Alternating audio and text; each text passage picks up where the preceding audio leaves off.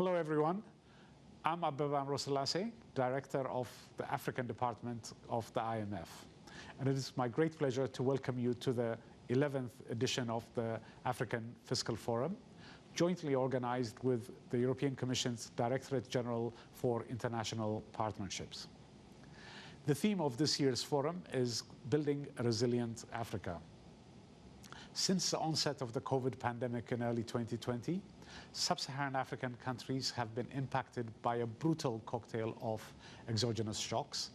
The pandemic, of course, but also fallout from Russia's invasion of Ukraine and policy tightening in advanced countries that has stopped and indeed reversed capital flows to the region. These shocks have affected growth, fiscal revenues, and the cost of borrowing, reducing fiscal space and making debt more difficult to sustain. Moreover, not only are the effects of some of these shocks set to persist, but also will be made worse by increased vulnerability to the effects of climate change. Unless the region's resilience to these shocks improves, growth and development outcomes will be affected adversely. At the same time, building resilience requires reforms, time, and additional investments. The objective of the Fiscal Forum is to explore the ways in which we can strengthen resilience through improvements in social policies and investment in adaptation to climate change against the backdrop of a difficult funding environment.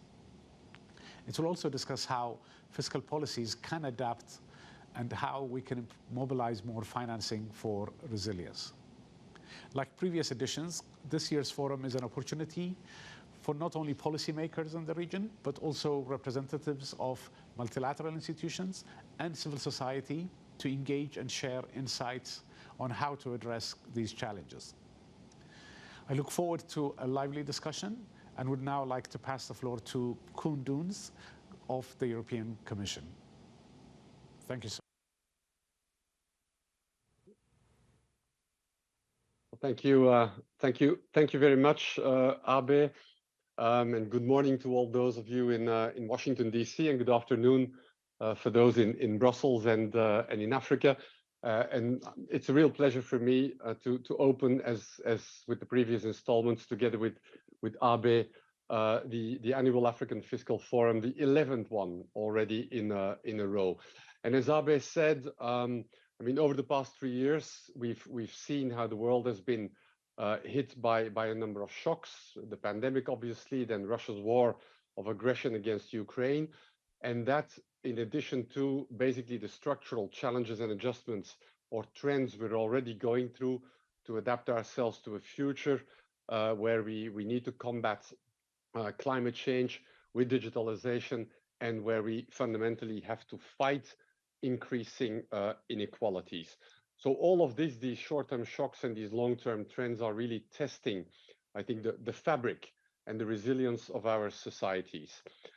At the same time, whilst we are traveling this rocky road together, if we look at the data for 2023, we also see that we might actually be this year in a turning point where our economies start to rebound. I mean, if you look on the downside, of course, but because there are always downside risks, it's obvious that we need to manage these old risks of geopolitical confrontation, inflation, high levels of debt, capital outflows from emerging markets and developing economies. These downside elements are still very much there. But on the upside, we also see that there's, of course, how shall I say, an institutional memory to deal with some of these old risks. We see that the business environment and the investment actually remains strong, and that the measures we've put in place to start addressing the high inflation are showing some positive results. So I would maybe like to mention just 3 factors that I think will be important to keep in mind as we navigate the path towards a full recovery. The first one is, of course, reforms. We need to pursue reforms because in these turbulent times, it may not be easy, but it is absolutely crucial to take measures that accelerate investment growth and to more efficiently manage public expenditure and domestic revenue mobilization. So our European agenda, what we call collect more, spend better. Secondly, we need to address unsustainable debt levels. Abe has referred to it as well, and make progress on debt restructuring. I think with initiatives like the Common Framework, we've got something good going, but it's important that everybody, all partners in the private sector, play their role. And thirdly, we obviously need to look at how we can increase fiscal space, and this as well requires greater international cooperation. I think with the summit on the Global Financing Pact called by President Macron in June in Paris definitely offers us with an opportunity to accelerate progress on a number of work strands that are being rolled out already, including at the role of the multilateral development banks and their mandates. So at this critical point in time, I hope that this year's edition of the Annual Fiscal Forum will really help advance the debate on these challenges and on the policy solutions. I will end my introductory remarks there. There's plenty of stuff to do during the panels where you have absolutely top and high-level speakers. So I'm very happy now to introduce and pass the floor to Heide Adams from Straight Talk Africa, our moderator for the high-level roundtable. And today's high-level roundtable will be composed of my commissioner, the European Commissioner for International Partnerships, Jutta Urpilainen, IMF Managing Director, Kristalina Georgieva. We also have Sheku Ahmed Fantamadi Bangura, the Minister of Finance of Sierra Leone, and finally, Sintumbeko Musokotwane, the Minister of Finance from Zambia. So thank you very much again for attending, and Heide, over to you. Thank you so much, Director General Kunduns. It is a great pleasure, everyone, to be here with you. A warm welcome to all of you to this high-level discussion of the 2023 African Fiscal Forum. Of course, as the Director General said, my name is Heidi Adams. I am a broadcaster with the Voice of America here in Washington, and it is my great honor and pleasure to be your moderator today. Ladies and gentlemen, before we get started, just a reminder to our panelists that, of course, you each have 3 minutes in which to give your answers, each of your answers, of course. We kindly ask that you please stick to the time allotted, just to give everybody a chance to speak. And a little later on, we're going to be taking questions from our audience. And for that segment, we do ask our audience to please keep your questions brief, relevant to the discussion, and also let us know to whom you are posing your question. And with that, my opening question does go to you, Madam Managing Director. The Africa region has faced a series of large adverse shocks as a result of climate change. I mean, we need only look at what has happened in recent days in the aftermath of Cyclone Freddy in Mozambique and Malawi. That's a big reminder of the high price that African countries pay as a result of a changing climate. Managing Director, how can fiscal resources be used most effectively and within the constrained fiscal space, of course, to shield the most vulnerable communities from crises and at the same time manage and restore fiscal sustainability? Thank you very much for having me today. Great that we are assembling to talk about ways in which there can be more support for the most vulnerable. My heart goes to the people who have suffered Cyclone Freddy, longest, hardest cyclone we have seen. And unfortunately, what we know today is that the future is likely to be one of more frequent, more devastating shocks. As my colleague Abe said, we have lived over the last years in shock upon shock upon shock.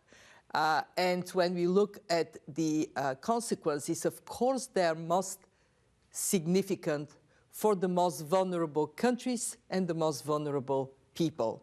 And that sharpens attention of what can be done to build more resilience to these shocks. Let me start with a broader point. At the IMF, we have a tradition to work towards stability, macroeconomic financial stability.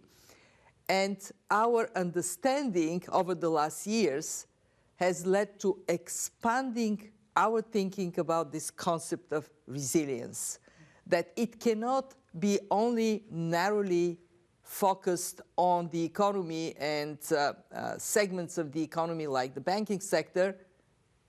They are important. Right now, we are wrestling with some turbulence in the banking sector, and of course, that has to be focus of attention. But actually, we need to think more comprehensively and recognize that in this world of more frequent and devastating shocks, we need resilient people that are educated, healthy, with a good social protection system under their feet. We need resilient society that is fairer and inclusive and allows the fabric of this society to help to buffer people against shocks. And of course, we need a resilient planet. Today, our focus is on the first component, how to make people and households more resilient, and what is the role of social safety nets. And in my 3 minutes, I want to make 3 points. One, we have to start from having the resources to build resilience and to have social safety nets in place. And that in sub-Saharan Africa is a tall order. Let's remember during COVID, rich countries deployed 28% of GDP to buffer their businesses and people. Poor countries only 2% of much smaller GDP. When we look at sub-Saharan Africa, there is still a lot that can be done to raise the resource base. Tax to GDP on average is 13%. In the rich countries, it is 27%. We have seen progress, and I want to praise the countries that have moved way above 15%. That has to continue, and we at the IMF are working with our members to help them in this regard.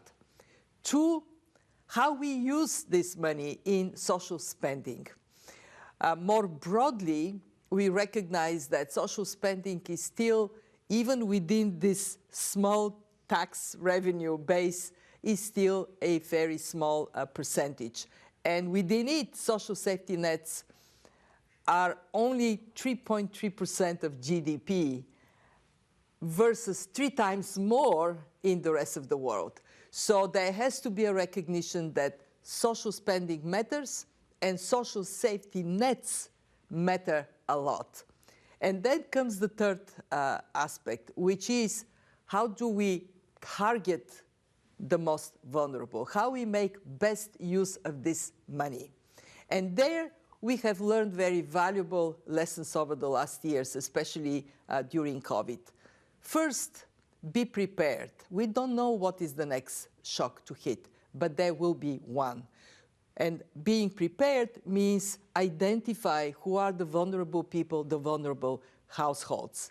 Second, having IDs, knowing who are the people, where they are, having geo mapping of where these households are, it matters. It is part of preparation. 3, use the right instruments. We learned that subsidies are loved because they're popular, but they're unfair. If you put a subsidy on gasoline, who gets most of it? Rich people, because they have the means to drive most. So use the targets that are built now in identifying vulnerable households, give them support, phase out the subsidies that are for everybody, rich and poor. And we have been working over the last years in that regard. 4, technology is your best friend. We saw how Togo went with Novici, using cell phones, bring money directly to those who need it. 5, think about safety nets and safety ropes. We provide support directly in the hands of vulnerable people. We can do it with attention to predictability and then encouragement to use money to create small businesses, to create opportunities for people. I met in Zambia recently a woman who is getting social support. First, of course, she used the money to feed her family. So they moved from 1 meal a day to 3 meals a day. But then second, because she knows the money is coming, she could borrow against this money and start a small clothing business in her home. And that combining safety nets with safety ropes, so you help yourself to climb up, is very important for us to do. And last but not least, work with other partners. At the IMF, we work very closely with the World Bank, with the World Food Program. We recognize that the most important support to vulnerable people, make sure they don't go to bed hungry. And that food distribution, the World Food Program, is incredibly helpful to identify how it can be done, and also work with the World Bank's capabilities to most effectively identify who needs help. So these are lessons that we are now deploying in the way we work with countries to build social safety nets, and we do it in the overall context of improving the quality and the effectiveness of social spending. Thank you so much, Managing Director. Same question goes to Commissioner Jutta Urpilainen. Ma'am, what are your thoughts? Thank you very much, and good morning to Washington. Great to see you, Kristalina. Same here. I was really enjoying listening to you, because I have to say that I fully agree with you and your analysis. Indeed, the current geopolitical context is marked by multiple crises, and of course further aggravated by Russia's war against Ukraine. And this results in long-term inflation and fuels food insecurity, poverty, malnutrition in the most vulnerable countries. And despite the focus on Ukraine here in Europe, we have not turned our back to our partners, particularly in Africa. And I want to underline this with our brothers and sisters from Africa. To counter inflation, over 40% of policies adopted around the globe were subsidies or trade measures. And unfortunately, these measures do not benefit the most vulnerable. And I think Kristalina laid this out very clearly. So to fully realize this role for social protection, we, the European Union, are supporting partner countries build strong economies that really create quality jobs and allow for strong social protection. Hence, this requires investments in the human development, and in particular, education and skills. But we also need well-functioning public administrations to help improve their own domestic resources mobilization capacity. Many of our programs focus on securing fiscal space by progressively supporting domestic financing. Our two institutions, dear Kristalina, work in complementary, providing budget support, technical assistance, and capacity building to partner countries. And the role of ministries of finance is obviously key.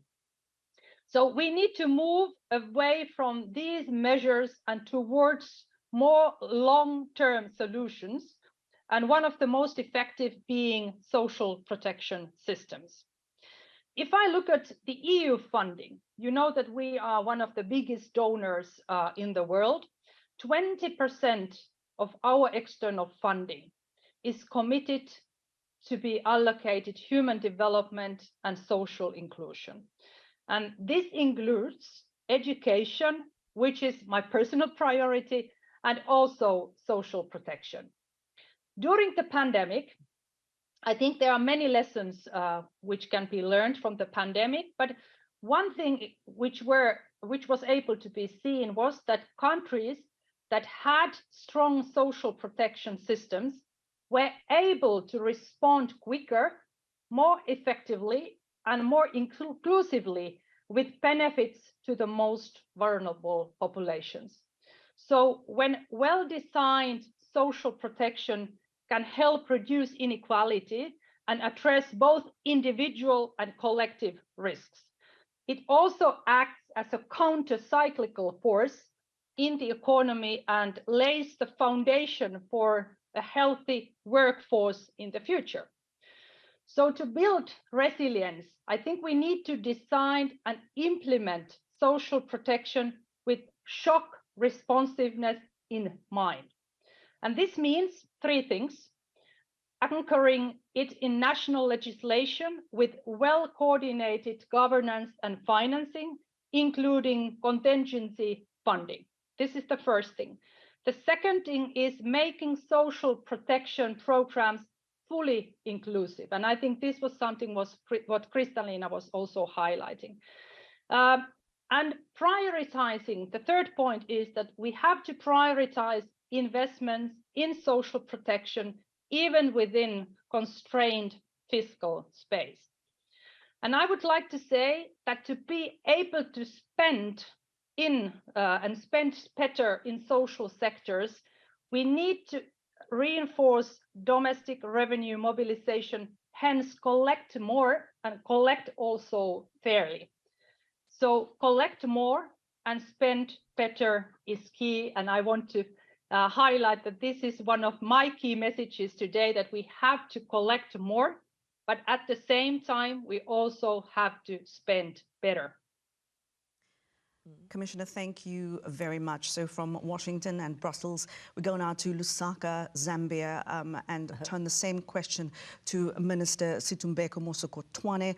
Minister, welcome to the discussion.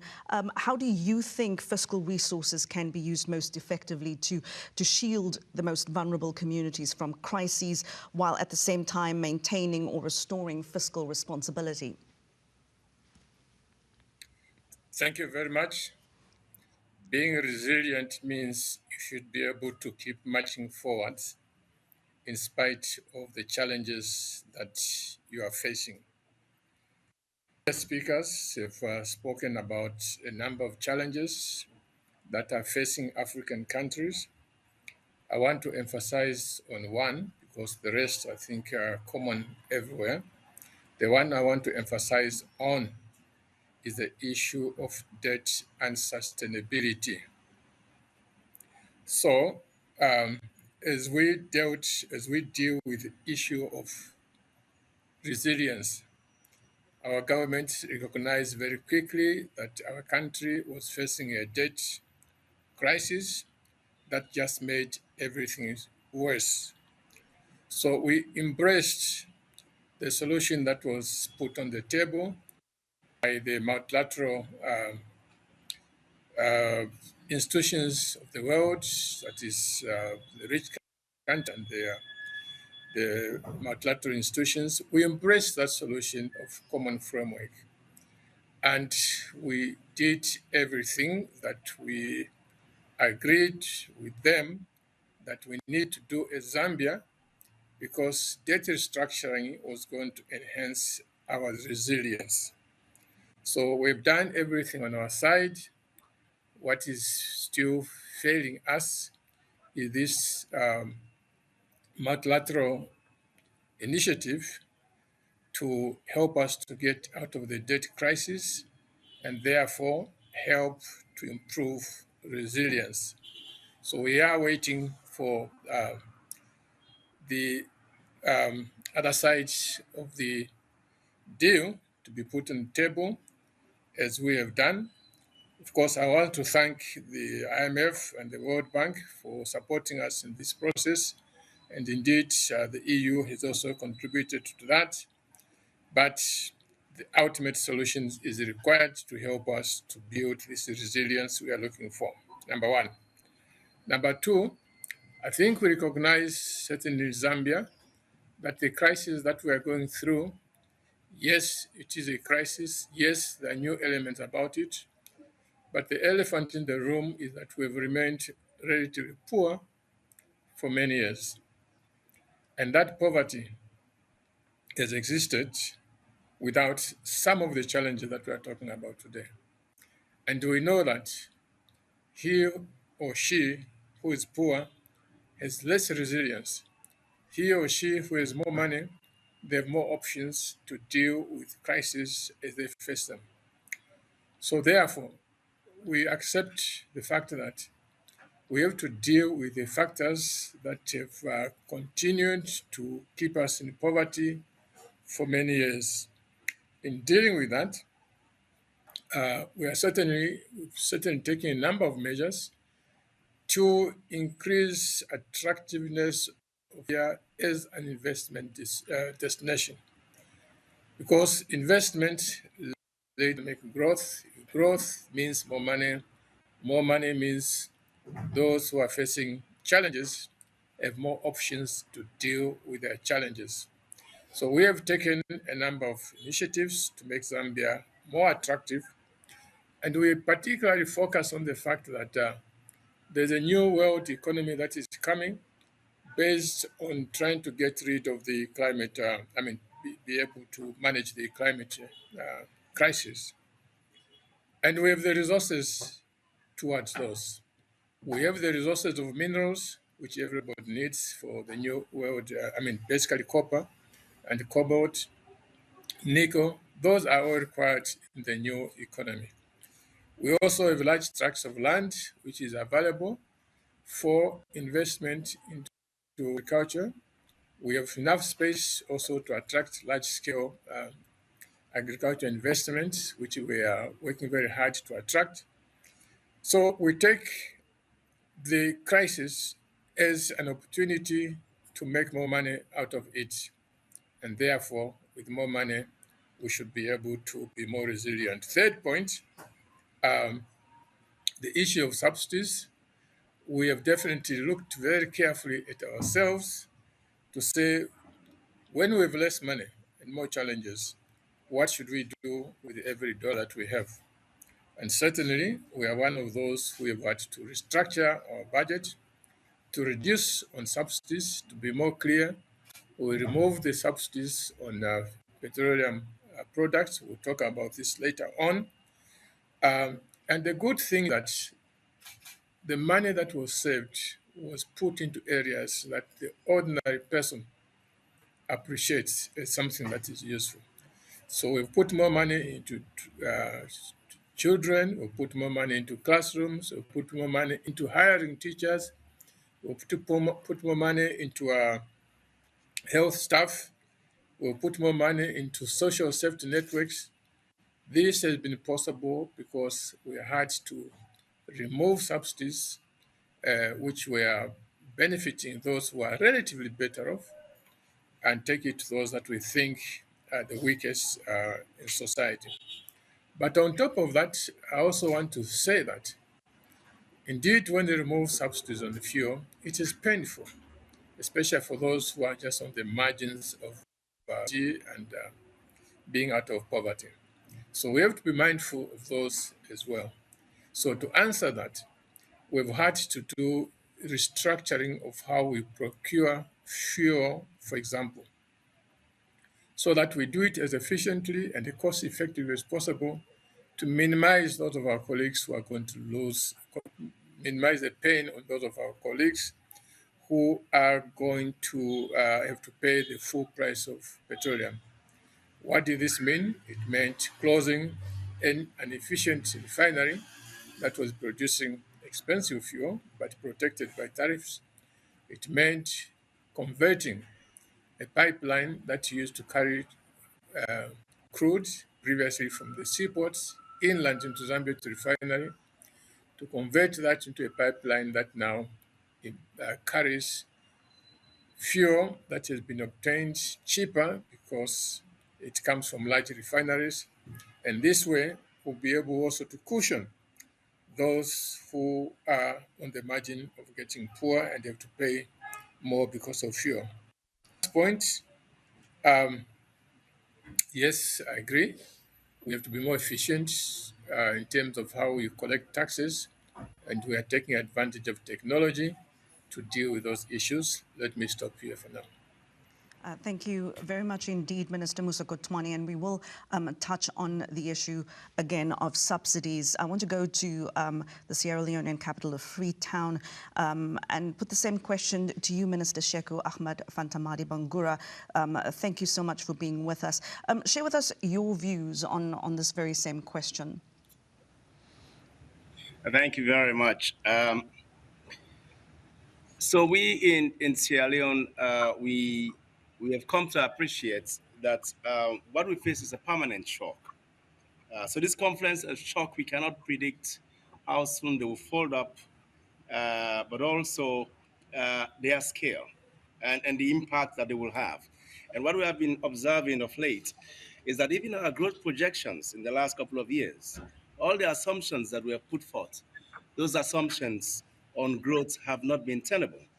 And so they have affected most of our projections, both on revenue, but also our capacity to be able to respond very efficiently to the priority expenditure needs that emerges in the course of multiple shocks. We've experienced Ebola, we've experienced COVID, we experienced mudslide, and then we have experienced now the Russian-Ukraine war and the fallout of it that's coming in multiple ways. Now, then the question is, how do you recalibrate your fiscal to be able to ensure that you protect vulnerable people, but at the same time making sure that your fiscal framework is sustainable as well. Now, what we do now is to recalibrate not only revenue efforts, which is more or less our taxes giving reliefs, because in a shock environment, once you have a dip in growth, your revenues are not going to be performing very well. You have to ensure that you recalibrate your revenue efforts.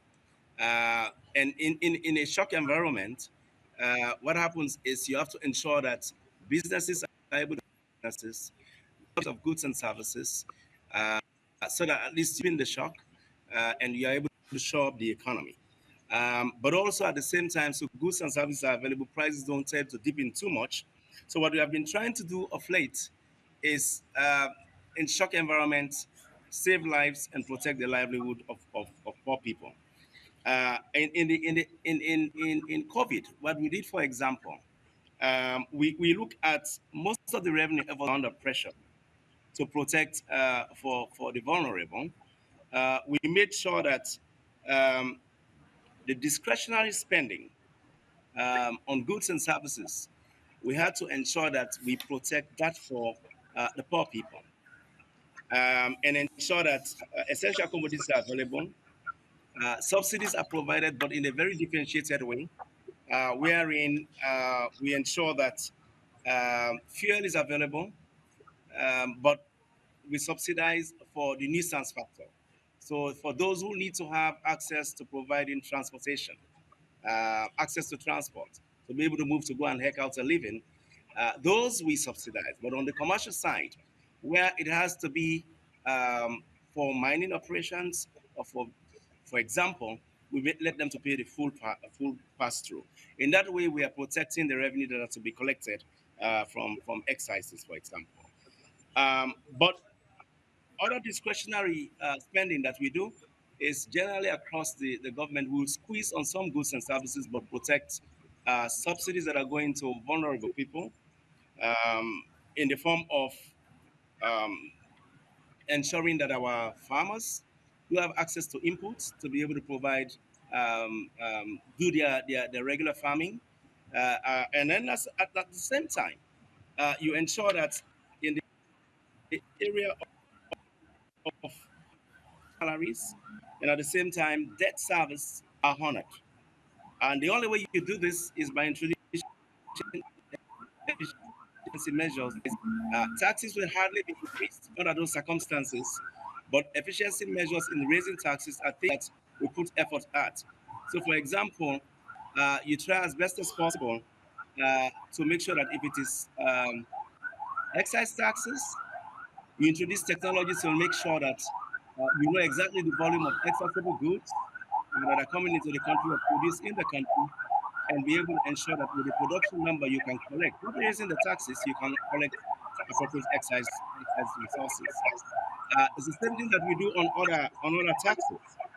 Generally, goods and services. If we had actually restored most of the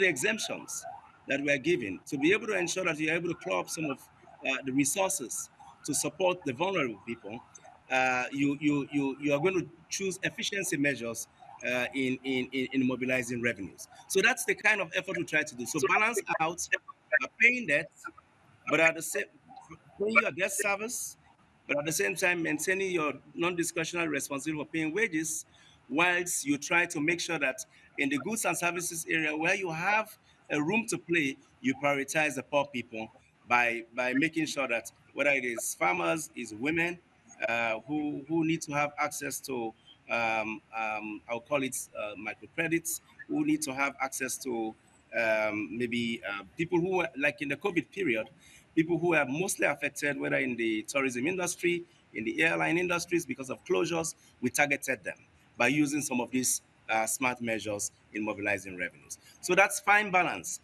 is what we have been playing. Meanwhile, we had a huge program in education and health, and in the education and health space, which is part of our human capital development flagship program, we maintain those, especially on education. We make sure that at least 20% of our investments is in the sector. We protect those, but other areas of slack in the expenditure space where we have discretion, those are where we will squeeze in. In so doing, you are actually maintaining the sustainability of your fiscal by mobilizing more revenues using efficiency measures, but at the same time, cutting the slacks and being smart on the kind of subsidies that are provided, protecting the lower end of the nuisance factor of people who are providing transport, but at the same time, on the commercial side, we need this for industry that can afford to pay the true pass-through of the cost of some of these, of fuel, for example, which has been rising of late. So that fine balance is what we have been trying to rationalize, in the whole process of making sure that you save lives, at the same time, you maintain livelihood of the most vulnerable people. Minister Bangura, thank you very much indeed. And I'd like to move now to round two of our discussion. And the following question is both for Managing Director Georgieva and Commissioner Urpilainen. I have separate questions, of course, for the ministers, for each one of them, and I'll ask those in a few moments. Now, the IMF and the EU have stepped up support for African countries to mitigate the impact of climate shocks in the last 3 years. Both institutions have provided critical support in the face of COVID-19 and food crises. Managing Director, looking ahead, how can the international community continue to help sub-Saharan African countries build greater resilience to exogenous shocks? Those are, of course, shocks that arise from external factors. Can and will you do more? Yes, we can, and yes, we will. Let me recognize the incredibly valuable contributions we got so far in the answer to your first question, and both from the Commissioner and the ministers, and actually elements of the answer to your question are already structured in what they have said. First, the IMF has a tremendous responsibility to shield countries against shocks. And what we recognize is that over the last years, the impact on sub-Saharan Africa has been horrendous. Yes, everybody suffered, but what we see in terms of impact on this part of the world does require focused, unwavering attention. Some of the biggest achievements of the last decades, reduction in poverty, reduction in hunger, are being reversed. And it is on everybody's shoulders and consciousness that we push back against this reversal. And as we heard, especially from the Minister of Zambia, poverty is a source of vulnerability, and it is where attention has to go. We at the IMF during these last years have shifted attention and resources to low-income countries for a reason, because it is not only the impact on them, but also on the risks to global stability and security if we are not doing our best to support these countries. So what can be done? So far, what we have done is to be creative. Of course, we deployed our financial capabilities. We did in Africa 10 times more than we did in previous years.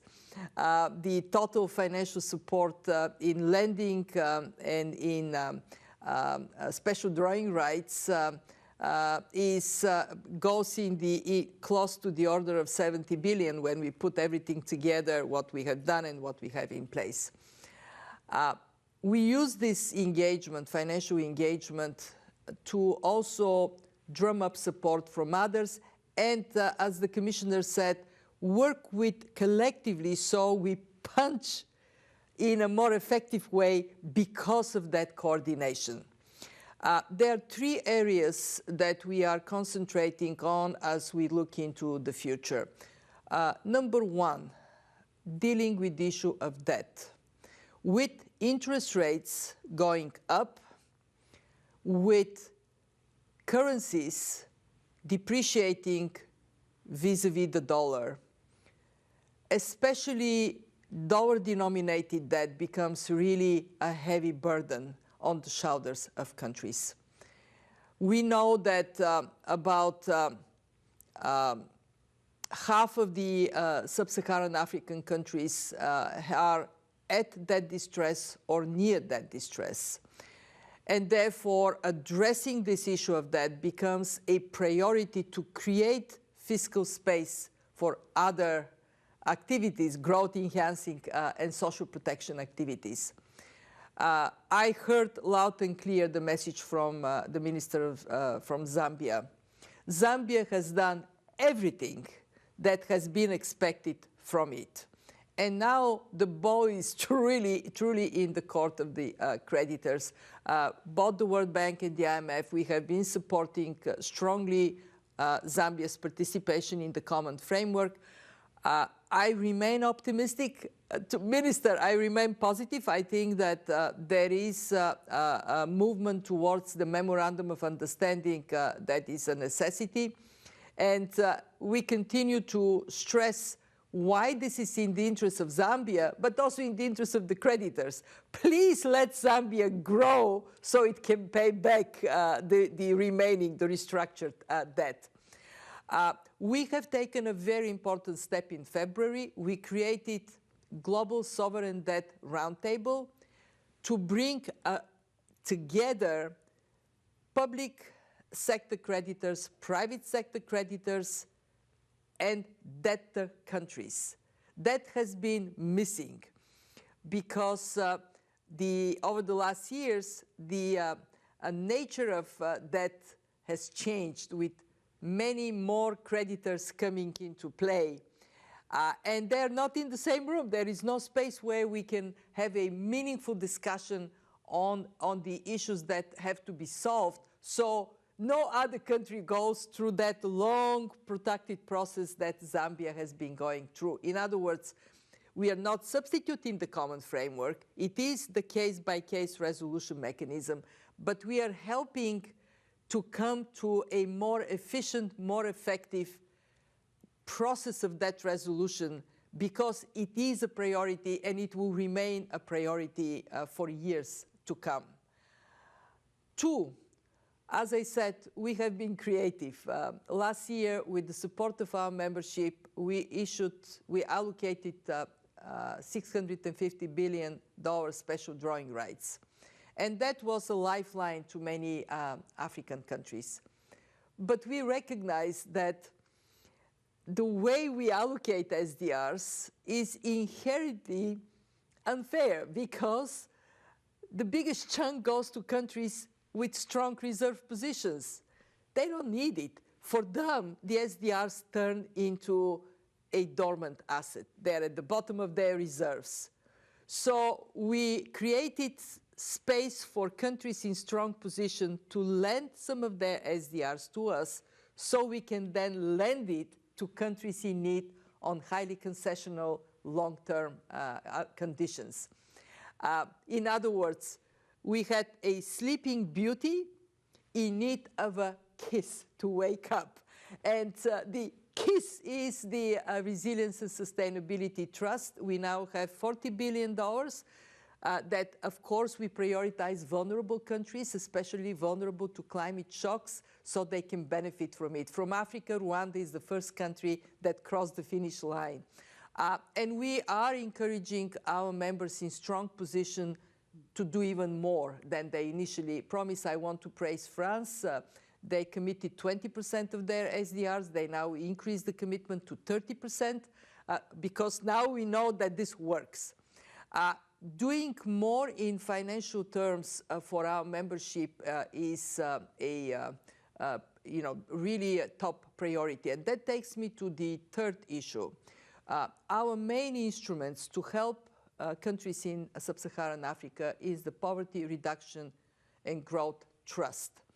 We have benefited, some of these SDRs actually are flowing into the PRGT.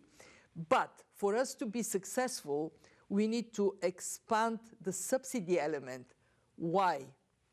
One, because we used a lot of it during COVID, much more than normally we would have deployed.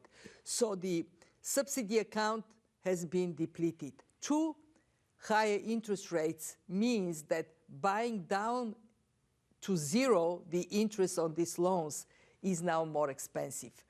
So we are appealing to our membership, please help us to help Zambia and help Sierra Leone and help all the countries with strong programs that are building the fundamentals for debt management and fiscal responsibility that make these countries stronger. That's the value of our programs. And I want to praise the Commissioner because we also have an instrument to bring countries in very vulnerable positions to a place where they don't pay us during a shock. They don't serve their obligations to us. It is called Catastrophe Containment Trust and Relief Trust. And the EU, the Commissioner has been incredibly helpful, so we can do this part. Let me put my most important message as strongly as I can. What we are seeing down the road is a paramount necessity for Africa to grow at 7, 8, 10+%. It is a tremendous opportunity for Africa and its contribution to the world economy. But today, Africa is growing at 4%. This is far too low, and therefore we need to support growth strategies in Africa by rethinking what does it mean to move to a highly performing economy. Well, we heard from Sierra Leone and from Zambia, investment in human capital. Both countries have made universal access to education, to primary education, free of charge, available to people. But they need support to lift up the quality of this education. I went in Zambia to a school. What I heard from students that could not afford to go to school before is how happy they are of this opportunity. But there were 84 of them in a tiny school room, 4 per desk.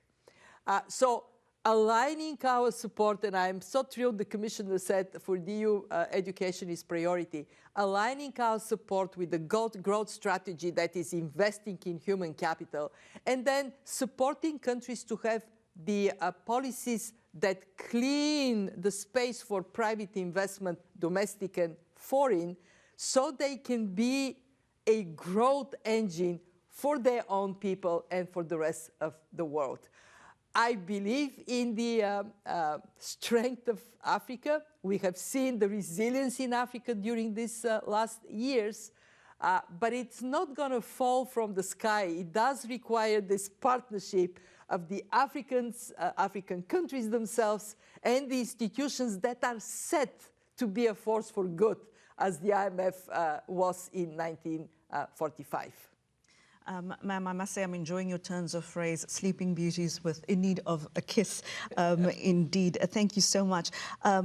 Commissioner Urpilainen, what are your views on that same question? I think Kristalina's speech was really music to my ears, because I fully agree with her. And I just want to actually comment on her third point, which was growth strategy for Africa. This is precisely our main objective and mission for our partnership with Africa, because we want to strengthen the resilience and strategic autonomy of that continent. What we learned in the middle of the COVID-19 crisis was that Africa still imports 99% of the vaccines it uses. And now, because of Russia's attack to Ukraine, we learned that Africa still imports a lot of food, although they would have a lot of capacities and opportunities to produce food in Africa for Africa. And that's why the European Union created different initiatives in terms of vaccines. We are working with 4 African countries in order to produce more vaccines in Africa for Africa. But in a similar way, in terms of food security, we are now working with several African countries in order to strengthen their capacity to produce more food in Africa for Africa. Our positive offer through which we want to support the growth strategy in Africa is Global Gateway. Global Gateway is our offer, and we have set a target of 300 billion euros investments by the year 2027. Half of them goes to Africa, so 150 billion euros. We are working together with our member states, their financial institutions, and also their private sector in order to work as a team, Team Europe, and also leverage the investments implemented by the private sector. And the whole idea is precisely accelerate green and digital transitions in Africa. So we are offering high quality investments in energy, in transport, in digital, but not only so-called hard connectivity.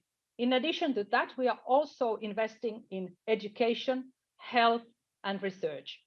And I thank you, Kristalina, but also I want to thank both of those African brothers who are present here today, Zambia and also Sierra Leone, for investing in education. Because I strongly believe that education is the most transformative tool we can use in our societies, here in Europe, but also in Africa.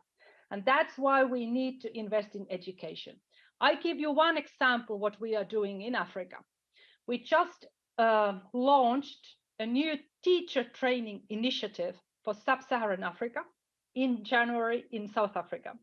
And the idea is that we use around 100 million euros in order to train more teachers for Africa, but also better teachers for Africa, because we need to improve the quality of education in African continent.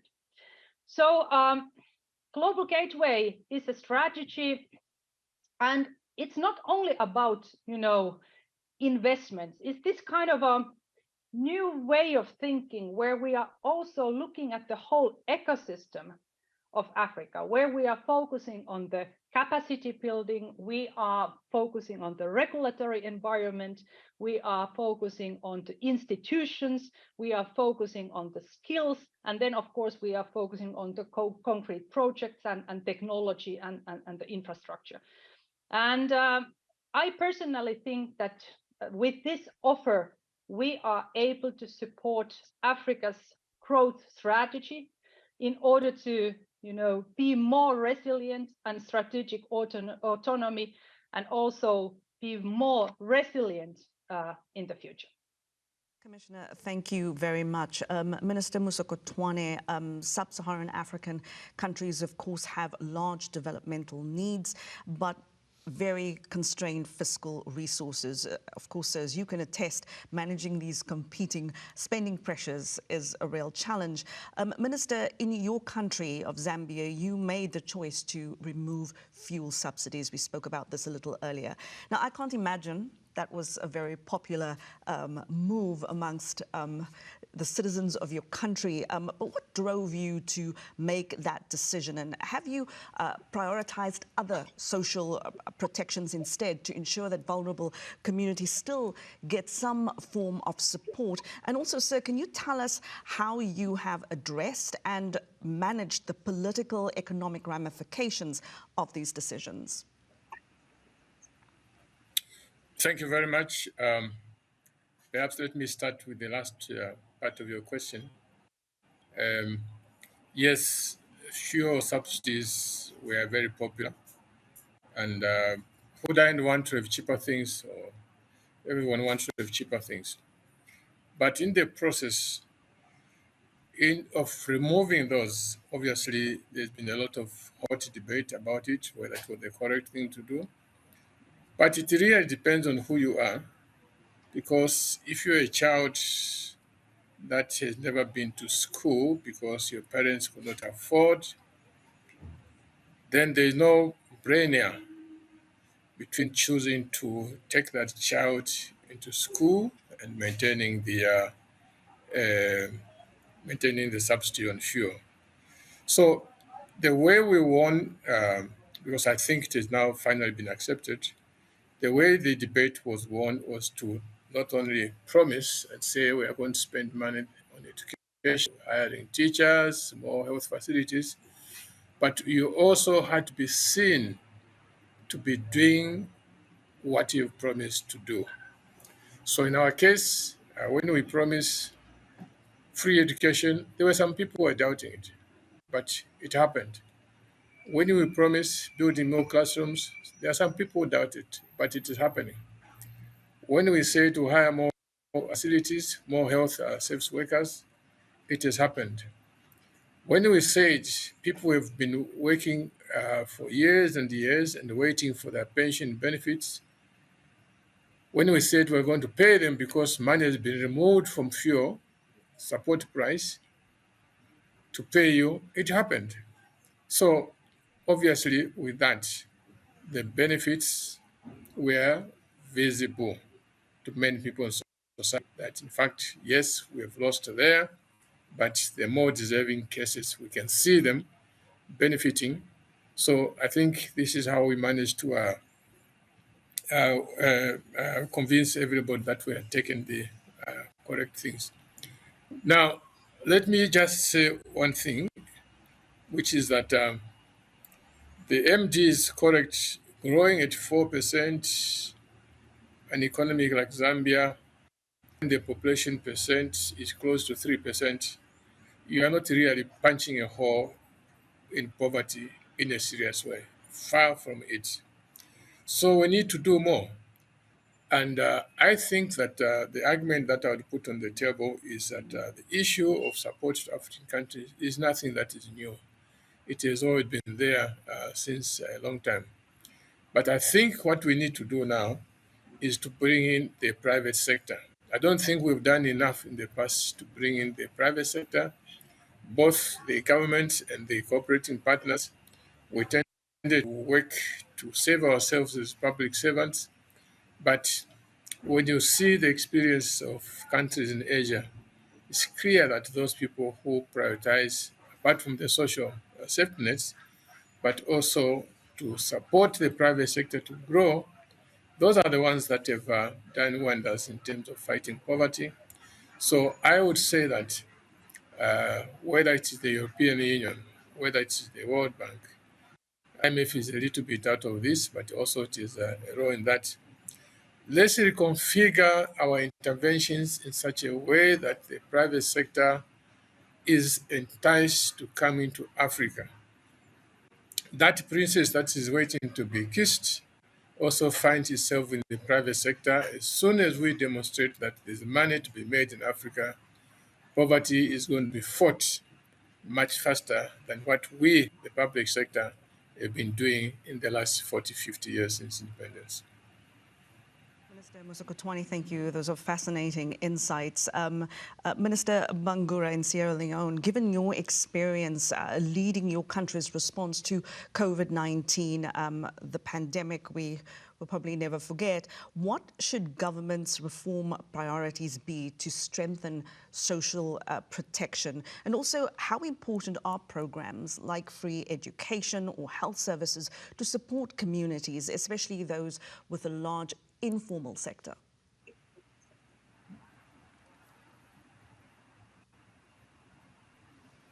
Minister Bangura? It's muted. Yeah, thank you very much. Yeah, thank you very much. So, in terms of prioritizing or strengthening social protection, one of the main challenges we have is a limited fiscal space. Giving priority requires you to be able to grow the revenue, build the budget the way that you have resources to be allocated to social protection issues, be they safety nets or interventions in education or health or at the lower level. So first and foremost is ensuring that adequate budget allocation for programs like this. Second, I think we need to think about how to design it, because when you design the protection interventions in the way that you can target the beneficiaries more efficiently, then you can have real reach out there to be able to ensure that you keep people resilient and not vulnerable when shocks are coming. We've also seen the importance of ensuring that technology is important.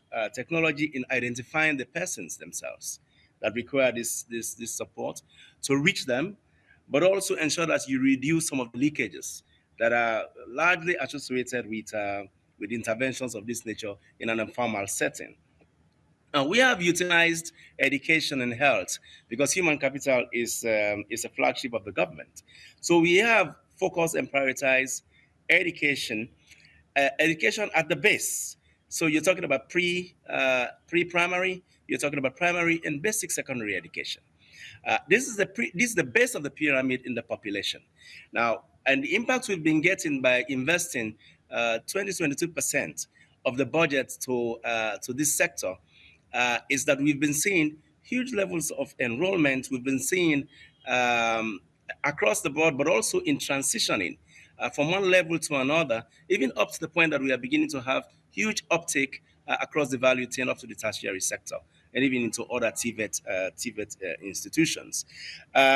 So education we see, because most of the people at the lower ebb, be it women, single women, or even poor people, poor farmers, and they're like, who otherwise, when there is shock, may not be easily able to put their kids to school. We are reaching at that base, and we are seeing increased uptake in school enrollment. Same so for the health space. Health sector spending focus had been more on pregnant women, lactating women, but also under 5 children, where we are providing free access to healthcare at that base. That's the base of the pyramid that carries a huge percentage of the population, most times single women who are carrying maybe large families, but they have to heck out for them. So we try to make sure that you are able to cover this. They are the most vulnerable when you have shocks. And so for me, I think in an informal setting like this, like ours, where you need to ensure that you invest in technology that makes you to reach out to this population, to be able to ensure that the impacts of your interventions are effectively tracked through technology, but also protect leakages, could be the way that we should prioritize our interventions.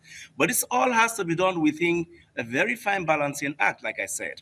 It is done within the fiscal framework. In the fiscal framework, the fiscal space is limited, like my colleague said, the minister from Zambia. The debt service usurps a lot of the space in most of our countries these days. And same so you have to run the administration with wages and salaries. have to be honored. These are non-discretionary. Then the priority you are faced with to do is to ensure that between giving up capital expenditure, which you have to rely on our partners, the bank, the World Bank, the ADB, and other partners, EU, to come in to be able to take up, especially under difficult circumstances, whilst we try and make sure that during difficult, the limited space that we have, we focus on ensuring that we carry these people along and they don't fall in the crack. That's the approach that we've been using. And I think in a way, we've been getting the big bang, especially on the education space, in terms of access. And we've been carrying that up for nearly 5 years now, sustained in a very sustained fashion. And we hope to keep that. Just that we know that to be able to sustain this, we do more effort on revenue, but in a very difficult environment, our partners have to be there to do some kind of counter-cyclical support to show up our interventions and sustain it, whilst we make some effort in our revenue space. But debt, like my colleague said, debts and debt service is taking up a lot of the space to be able to sustain such interventions. And we need some multilateral approach to be able to ensure that we are all supported to get out of this space. Thank you so much, Minister Bangura. Now, ladies and gentlemen, we are edging right there on the edge of the end of our program. But just very, very quickly, I want to just take a couple of questions from the audience to bring them into the discussion. There's a question for you, Madam MD, from Armel Didime Vido from Sierra Leone, who asks, in a context of crises that have been going on for several years and for which we see no visible end, such as COVID or inflation, are these social net programs a medium or a long-term solution? They are becoming a long-term necessity because of this repetition of shocks. And to have them in place doesn't mean that they have to be active all the time. When we think about sound social safety nets, usually they would have a core that is fairly permanent, that addresses a very vulnerable part of the population, but then they are expandable should the necessity to expand materializes. How would they be expanded? By temporary and targeted additional measures. I would give you one example. If we are in a situation in which food insecurity jumps dramatically because of a climate event or because of cost of living crisis that actually we are living through, then school feeding programs can be expanded if they exist, or additional cash transfers well targeted using digital technology and ID I spoke about. They allow us to do more. But to be successful, we have to have a good methodology to determine vulnerability and a good database so we know when a crisis hits, either where the regional is, just imagine what has happened with Freddie. We know that there are parts that were severely impacted, or the segment of the population that is most affected is. I cannot imagine anymore a world in which social safety nets are missing, because we have realized over the last years that if we don't want parts of society to virtually collapse, if we don't want people to die unnecessarily, these nets, social safety nets, must be in place. And this is why at the IMF we are now paying more attention, and we are working harder with our partners, with the Commission, with the World Bank. So when we participate with programs, when we provide capacity development, when we provide other forms of support, that we have that as part of our program engagement. And this is why I was so pleased that we have chosen in our fiscal forum to talk about social safety nets. Thank you very much, Madam MD. A very quick question to Minister Musokotwane, if you can answer very briefly for us. This question is from the media, from Vincent Obuino from the East African. He says it's been mentioned that social safety nets are just about 3% of sub-Saharan African countries' GDP, which he thinks is too low. So how can governments raise the additional funds to improve spending on social safety nets? The way to do that is countries themselves must develop capacity to be able to generate resources and pay for social safety. This is why I've been emphasizing on the need for economies of African countries to grow. Of course, we need the support, the multilaterals, bilaterals, and so forth, but they can only go up to some extent.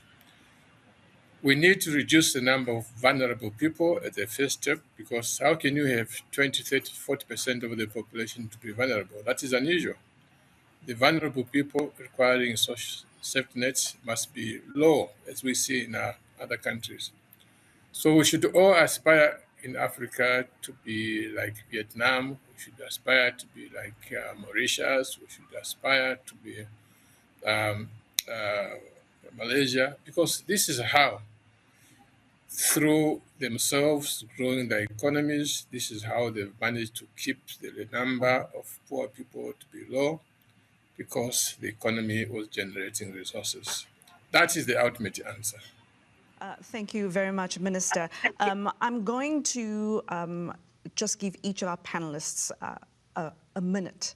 Now, if we thought 3 minutes was a challenge, a minute's going to be an even bigger challenge. So I'm going to give each of you, we're going to go around and each of you just to summarize your main takeaways. And again, please, if we could just do it a minute each, I would appreciate it. Starting with you, of course, Managing Director Georgieva. History taught us that the recipe for prosperity has 3 ingredients: education, infrastructure, and rule of law. At the IMF, what we want is to contribute to good governance, because without it, we are not going to get Zambia and Sierra Leone to 10% growth. Thank you very much, ma'am. Commissioner Urpilainen. Well, my message is that we can never reach SDGs, neither Agenda 2030, without private sector engagement. And that's why we need to focus on business environments also in Africa. We have to improve the business environments by strengthening institutions, fighting corruptions, but also investing in human capital like education. And you can count on the European Union. This is our objective. We are ready to support you. As well, we are supporting debt restructuring because we fully understand the very high level of debt in many countries, including Zambia. So that's why we have been supporting SDR reallocation, as well as also international debt restructuring framework. So I think we need more than ever partnerships, and very much looking forward to deepen our partnership with the IMF as well as the African continent. Thank you very much, Commissioner. Minister Musokotwane, your thoughts? Yes, I think on the issue of the fundamental answer to poverty reduction, which is economic growth, I agree with everything that Commissioner Urpilainen has just said, but I just want to add one extra issue, especially for our colleagues in Europe. Please, mindset change about Africa. I think the era of beg and give, that must be changed to one of seeing economic opportunity in Africa. And it is the Europeans that we know most, and if you delay, other actors who see profit opportunities in Africa will come and do it. Of course, we prefer that we work with people that we know for centuries. Mindsets change, mindsets change. Thank you. Thank you so much, Minister. And final word goes to Minister Bangura. Thank you very much. Mine is to just say that we must acknowledge that the shocks that we face, more or less, they are permanent, and they are manifesting in ways that are affecting the poor in deeper ways. Our fiscal environment and our fiscal space are very limited in most of our countries, and the role of our multinational partners are ever more critical and crucial in ramping up their capacity to help us deeply resolve or address some of the challenges we face. Debt is huge, and I'm happy that it is gathering attention. Let's pay attention to that and try and help our countries to create space to be able to respond to the poor. Wonderful. Thank you so much, Minister. And with that, I would like to express my thanks to Managing Director Kristalina Georgieva, Commissioner Jutta Urpilainen, Minister Sutumbeko Mosokotwane, and Minister Sheko Ahmed Fantamadi Bangura. Thank you, each and every one of you, for your insights. Thank you for the work that you do. And thank you so much for your time. And that does bring us to the end of this high-level discussion for the 2023 African Fiscal Forum. It was my great pleasure and my honor to be your moderator. Thank you so much for joining us. Thank you for your time. Goodbye.